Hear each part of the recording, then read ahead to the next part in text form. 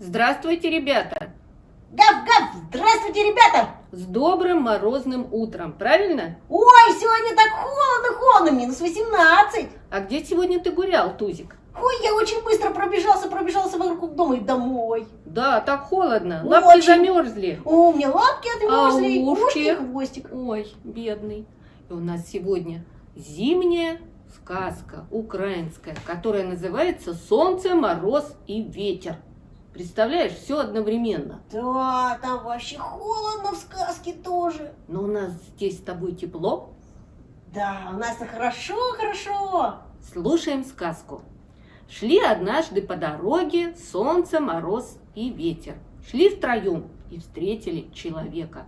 Взглянул человек на них и говорит: «Здравствуйте!» И пошел дальше. А они стали между собой спорить, кому из них он сказал «здравствуйте». Догоняют его и спрашивают: «Кому из нас человек ты пожелал здравствовать?»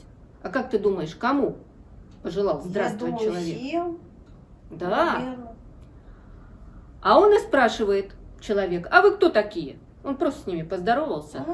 Один говорит: «Я солнце», другой: «Я мороз», а третий: «А я ветер». Ну, значит, я ветру сказал. Тогда солнце и говорит человеку: «Я тебя в жатву сожгу». Ну ж, как обиделась. Да, все хотели, чтобы с ним поздоровались. А ветер говорит: «Не бойся, в жару повею холодом». А мороз хвастает: «А я тебя зимой заморожу». А если мороз начнет морозить, то я не стану дуть. Вот человек и не замерзнет.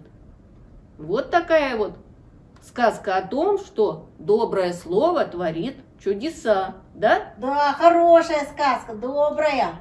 А мы вместе с вами будем делать какую-нибудь зимнюю поделку. Правильно, Тузик? Да, правильно, к Новому году.